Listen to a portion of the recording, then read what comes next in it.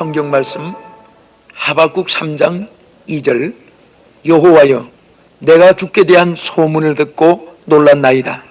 여호와여 주는 주의 일을 이 수년 내에 부흥케 하옵소서. 이 수년 내에 나타내시옵소서. 진노 중이라도 긍휼을 잊지 마옵소서. 하나님이 대만에서부터 오시며 거룩한 자가 바란에서부터 오시도다. 셀라. 아멘. 할렐루야. 전국에 계신 청취자 여러분 안녕하셨습니까? 오늘도 이곳 멀리 미국에서 집회 도중 이 방송을 보내게 드리게 됨을 감사히 생각합니다. 오늘은 읽어드린 말씀을 통하여 부흥의 불길이란 제목으로 여러분과 함께 은혜를 나누고자 합니다. 하박국 선지는 하나님께 기도하기를 여호와여 주의 일을 이 수년 내에 부흥케 하옵소서라고 기도했습니다. 부흥이라는 말은 매우 중요한 말로서 간단히 7가지 말로 요약하면은 첫째, 떠난 데서 돌아오는 것. 둘째, 하나님의 말씀과 성령의 역사 안에서 회복되는 것. 셋째, 낡은 상태에서 새로워지는 것. 넷째, 쇠잔한 데서 번영하는 것. 다섯째, 얕은 데서 깊은 데로 들어가는 것. 여섯째, 육체를 따라 사는 데서 성령을 따라 사는 것. 일곱째, 죽은 데서 도로 사는 것 등의 뜻을 가지고 있는 말입니다.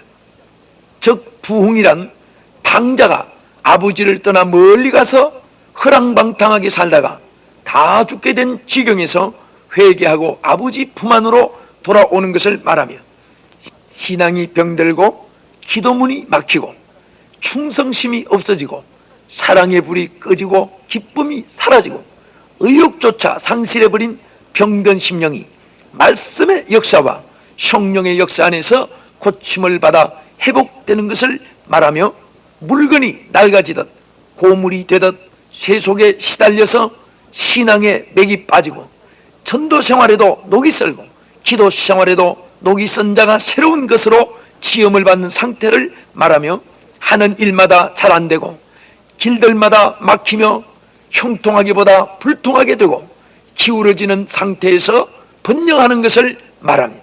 그리고 부흥이란 믿음이 얕은 자가 큰 믿음으로 말씀이 얕은 자가 말씀 속의 깊은 데로 신앙의 감화와 결단이 없는 자가 은혜 가운데로 깊이 들어가는 것을 말하며 언젠가는 한 줌의 흙으로 돌아가고야 말 육신만을 위해서 추구하던 삶이 성령을 따라 사는 것을 의미하며 살았다 하는 이름은 있으나 실상은 마른 해골대와 같이 죽은 상태에서 살던 자가 에스겔 37장 5절의 말씀과 같이 내가 생기로 너희에게 들어가게 하리니 너희가 살리라고 하신 말씀대로 여호와의 생기로 다시 살아나는 것을 의미합니다.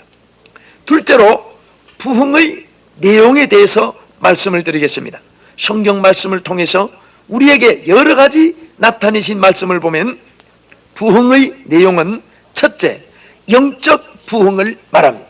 오순절의 부흥은 바로 영적 부흥이었으며 저들은 놀라운 영적 은사를 체험하였습니다. 교회는 신자 한 사람 한 사람 심령 속에 풍성한 생명이 약동하고 영적으로 생동하는 산 생명체로서의 참된 부흥이 요구되는 것입니다. 둘째로 말씀의 부흥입니다. 사도행전 2장 42절 말씀에 저희가 사도의 가르침을 받았다고 하였으며 사도행전 17장 11절 말씀에는 베레아 사람들이 간절한 마음으로 말씀을 받고 그것이 그러한가 하여 날마다 성경을 상고함으로 그 중에 믿는 사람이 많았다고 하였습니다. 셋째로 양적 부흥입니다. 질적 부흥이 일어나야 함과 동시에 양적 부흥이 일어나야 합니다. 초대교회는 교회가 평안하여 든든히 서가고 주를 경외함과 성령의 위로로 진행하여 수가 더 많아지리라고 하였습니다. 기독교의 복음은 예루살렘과 유대와 사마리아와 땅끝까지 세계적으로 양적으로 번져가게 되었던 것입니다. 넷째로 물질 부흥입니다. 물질은 사람이 찾아가서 취하는 것이 아니라 성도가 먼저 그의 나라와 그의 의를 구하며 살 때에 물질은 그림자같이 따라오게 되어 있는 사실을 잊어서는 안 됩니다. 많은 사람이 물질을 따르다가 예수님도 물질도 다 잊어버리고 손들고 돌아오는 이런 자를 많이 볼 수가 있습니다.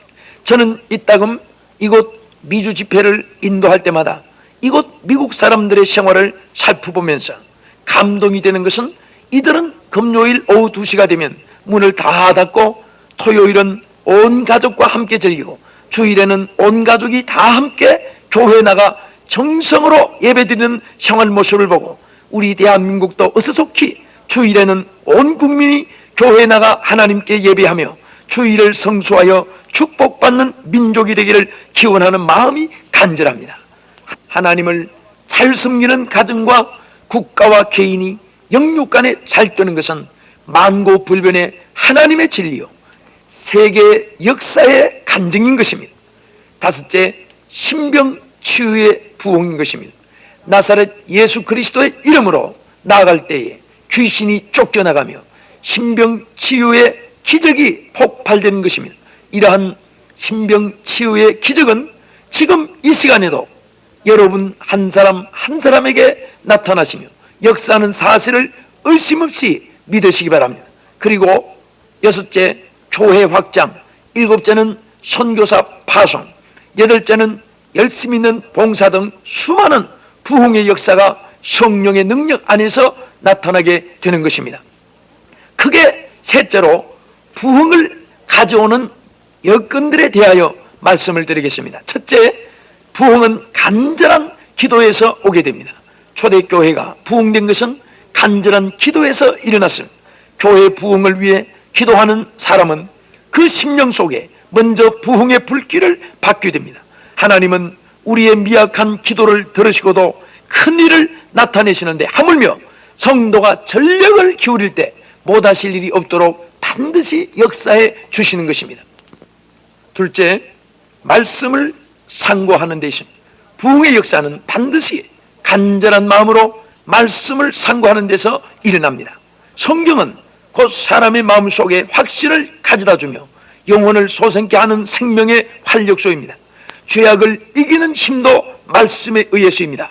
시편 기자는 내가 주님께 범죄치 아니하려 하여 주의 말씀을 내 마음속에 두었나이다. 시편 119편 11절에 말씀을 하였습니다. 죽을 영혼을 살리는 역사도, 성령의 역사를 체험케 하는 역사도 반드시 말씀에 의해서 나타나게 되는 것입니다. 셋째, 믿음의 확신이 있어야 합니다. 믿음이 있는 곳에 이적이 수반되며 부흥의 역사가 일어나는 것입니다. 넷째, 열심 있는 전도가 있어야 합니다. 전도는 부흥을 위한 최선의 방법이며 부흥을 위한 씨앗을 뿌리는 것입니다. 다섯째, 재물 있는 제사가 있어야 하며, 여섯째, 자아가 죽어야 합니다. 일곱째, 자신을 헌신의 제물로 드려야 합니다. 친애하는 청취자 여러분, 우리 한국 교회는 소망으로 가득 차 있습니다. 오늘도 위대한 부흥의 불길 속에 주님을 위해 승리하며 살아갑시다. 할렐루야. 전능하신 주여, 오늘도 이 거대한 부흥의 불길이 타오르게 하여 주시옵소서. 예수님의 이름으로 기도하옵나이다. 아멘.